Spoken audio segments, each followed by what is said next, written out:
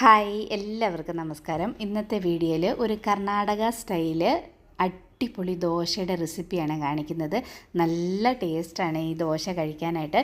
ഇതുപോലെ ദോശമാവ് നമ്മൾ തയ്യാറാക്കി വെച്ച് കഴിഞ്ഞാൽ പ്ലെയിൻ ദോശയും അതുപോലെ തന്നെ നമുക്ക് മസാല ദോശയും ഈ മാവ് കൊണ്ട് തയ്യാറാക്കാവുന്നതാണ്. ഈ ദോശയ്ക്ക് കോമ്പിനേഷനായിട്ട് നല്ല സൂപ്പറായിട്ടുള്ളൊരു ചമ്മന്തിയുടെ റെസിപ്പിയും കൂടെ കാണിക്കുന്നുണ്ട്. അപ്പോൾ വീഡിയോ സ്കിപ്പ് ചെയ്യാതെ കാണണേ. എൻ്റെ ഈ വീഡിയോ കണ്ടുകൊണ്ടിരിക്കുമ്പോൾ നിങ്ങൾക്ക് ഇഷ്ടപ്പെട്ടാൽ ലൈക്ക് ചെയ്യാനും ഷെയർ ചെയ്യാനും കമൻറ്റ് ചെയ്യാനും അതുപോലെ എൻ്റെ ഈ ചാനൽ നിങ്ങൾ ആദ്യമായിട്ട് കാണുന്നെങ്കിൽ എന്നെ ഒന്ന് സപ്പോർട്ട് ചെയ്യാനും മറക്കരുത്.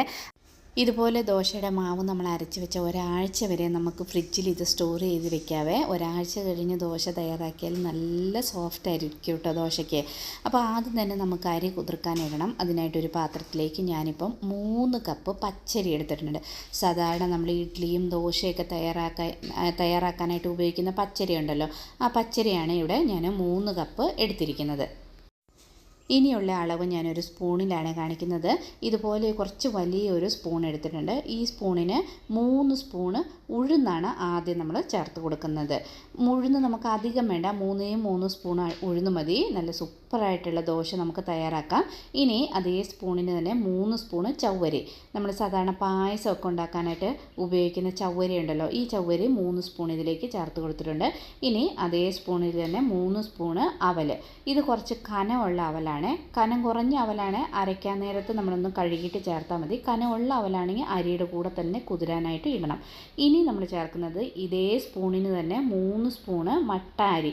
നമ്മൾ സാധാരണ ചോറൊക്കെ വെക്കുന്ന ചുമന്ന കളറിൻ്റെ അരി ഉണ്ടല്ലോ, ഈ അരി നമ്മൾ ഒരു 3 സ്പൂൺ കൂടെ ഇതിലേക്ക് ചേർത്ത് കൊടുക്കണം. നല്ല ടേസ്റ്റ് ആയിരിക്കും നമ്മൾ ഈ മട്ട അരിയും കൂടെ ചേർത്തിട്ട് ദോശ തയ്യാറാക്കാൻ നേരത്ത്. ഇനി ഇതിലേക്ക് നമ്മൾ ചേർക്കുന്നത് അതേ സ്പൂണിന് തന്നെ 1/2 സ്പൂണ് ഉലുവ കൂടെ ചേർത്ത് കൊടുക്കണം. അതുകൊണ്ട് ഞാനിപ്പോൾ 1/2 സ്പൂൺ ഉലുവ കൂടെ ചേർത്തിട്ടുണ്ട്. ഇനി ഇതെല്ലാം നന്നായിട്ട് ഒരു 5-6 പ്രാവശ്യം കഴുകി 5 തൊട്ട് 6 മണിക്കൂർ നമ്മളിത് കുതിരാനായിട്ട് വെക്കണം. ഇപ്പം നമ്മുടെ അരിയൊക്കെ നന്നായിട്ട് കുതിർന്നിട്ടുണ്ട്. ഞാനൊരു 6 മണിക്കൂർ കുതിർത്തു കേട്ടോ. ഇനി നമുക്കിത് മിക്സിയുടെ ജാറിലിട്ട് നല്ല ഫൈനായിട്ട് അരച്ച് ഒരു 7 മണിക്കൂർ റെസ്റ്റ് ചെയ്യാനായിട്ട് വെക്കാം. ഞാനിപ്പം ഇന്നലെ രാത്രിയിലായിരുന്നു മാവ് അരച്ച് വെച്ചിരുന്നത്. രാവിലെ ബ്രേക്ക്ഫാസ്റ്റിന് രാവിലെ ആയപ്പോൾ മാവൊക്കെ നന്നായിട്ട് ഇതുപോലെ പൊങ്ങിയിട്ടുണ്ട്. ഇനി നമുക്കിതിലേക്ക് ആവശ്യത്തിനുള്ള ഉപ്പ് കൂടെ ചേർത്ത് കൊടുത്തിട്ട് നന്നായിട്ടൊന്ന് മിക്സ് ചെയ്തിട്ട് ഈ മാവ് ഉപ്പിട്ട് മിക്സ് ചെയ്തിട്ട് നമ്മൾ ഒന്നുകൂടെ ഒരു 10 മിനിറ്റ് ഒരു സൈഡിലേക്ക് മാറ്റി വെക്കണം. അപ്പോൾ ഒന്നുകൂടെ നന്നായിട്ട് സോഫ്റ്റായി കിട്ടും നമ്മുടെ മാവ്. അപ്പോൾ ആ 10 മിനിറ്റ് കൊണ്ട് നമുക്ക് ഈ ദോശയ്ക്ക് വേണ്ടിയിട്ട് അടിപൊളി ഒരു ചമ്മന്തി തയ്യാറാക്കാം. അതിനായിട്ടൊരു പാത്രത്തിലേക്ക് ഞാനിവിടെ കുറച്ച് ചിരകിയ തേങ്ങ എടുത്തിട്ടുണ്ട്. ഇതിലേക്ക് ഒരു കൈപ്പിടിയോളം നിലക്കടല വറുത്ത് അതിൻ്റെ തൊലിയൊക്കെ കളഞ്ഞ് എടുത്തിട്ടുണ്ട്. അത് ഇതിലേക്ക് ചേർത്ത് കൊടുക്കാം.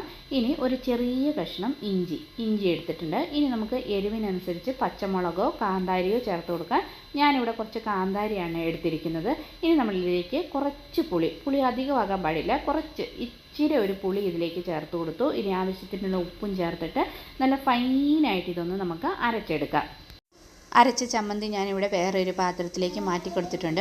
ഇനി ഇതിനൊരു വറവ് കൊടുക്കണം. അതിനായിട്ട് എണ്ണ നന്നായിട്ട് ചൂടായി കഴിയുമ്പം അതിലേക്ക് കുറച്ച് കടുക് ഇട്ട് കൊടുക്കാം. കടുക് പൊട്ടിക്കഴിയുമ്പം ഇതിലേക്ക് ഒരു നുള്ള് ജീരകം ചേർത്ത് കൊടുക്കണം. ജീരകം ഇതുപോലെ ചേർത്ത് കഴിഞ്ഞാൽ നല്ലൊരു പ്രത്യേക ടേസ്റ്റ് ആയിരിക്കും കേട്ടോ ചമ്മന്തിക്ക്. ഇനി നല്ല ഫ്രഷായിട്ടുള്ള കരിവേപ്പിലയും വറ്റൽമുളകും ഇട്ട് ഇതൊന്ന് വറുത്തിട്ട് ഇത് നമ്മൾ അരച്ച് വെച്ചിരിക്കുന്ന ചമ്മന്തിയിലേക്ക് ചേർത്ത് കൊടുക്കാം.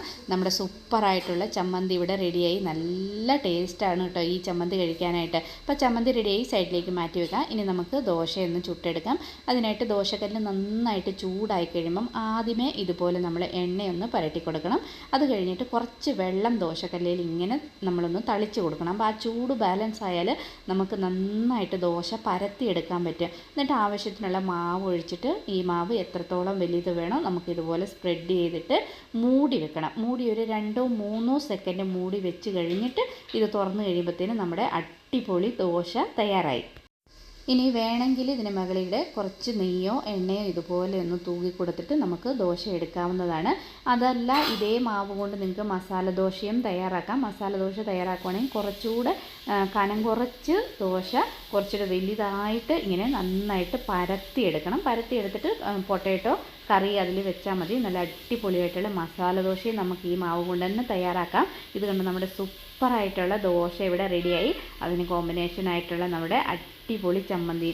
ഈ ചമ്മന്തി നല്ല ടേസ്റ്റാണ്. നമുക്ക് ദോശയുടെ കൂടെ മാത്രമല്ല ഇഡ്ഡലിയുടെ കൂടെയൊക്കെ കഴിക്കാനും നല്ല ടേസ്റ്റാണ് ഈ ചമ്മന്തി. അപ്പോൾ ഞാൻ പറഞ്ഞല്ലോ ഈ മാവ് നമുക്ക് ഒരാഴ്ച വരെ സ്റ്റോർ ചെയ്ത് വെക്കാം. അതെങ്ങനെയാണ് സ്റ്റോർ ചെയ്ത് വെക്കുന്നതെന്ന് വെച്ചാൽ നമ്മൾ ഉപ്പിടരുത്. ഉപ്പിടുന്നതിന് മുമ്പ് തന്നെ ഈ മാവ് ആവശ്യത്തിനുള്ള മാവ്, ഇപ്പം നമുക്ക് ദോശ ചുടാനുള്ള മാവ് മാത്രം വെച്ചിട്ട് ബാക്കിയത്തെ മാവ് അപ്പം തന്നെ നമ്മൾ ഫ്രിഡ്ജിലേക്ക് എടുത്ത് വെക്കണം. എന്നിട്ട് എത്രത്തോളം വേണോ അത്രയും മാവ് എടുത്ത് ഉപ്പ് ചേർത്താൽ